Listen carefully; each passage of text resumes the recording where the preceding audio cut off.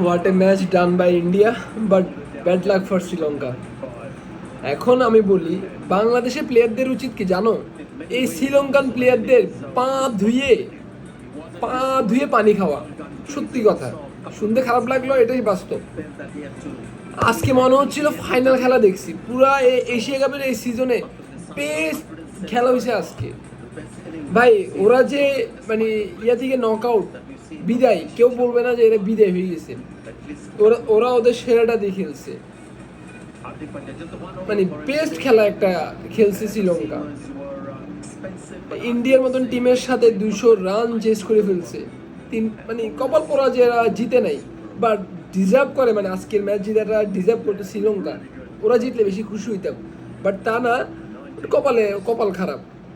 হ্যাঁ, আবারও বলতেছি, আপনারা যারা পাকিস্তান সাপোর্ট করবেন ভাই, কইরেন না হুদাই ওই বাংলাদেশের মতন প্যারা খাবেন।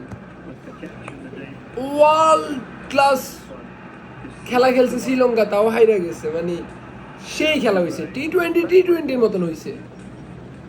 পাকিস্তান তো খেলে বাংলাদেশের মতো, ঠেলে ঠেলে জিতবে।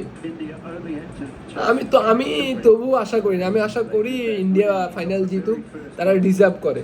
এতগুলা ম্যাচ জিততে যদি ফাইনালটা হাইরা যায়, কষ্ট লাগবে আমার নিজের, বিশেষ করে হার্দিক পান্ডিয়ার জন্য।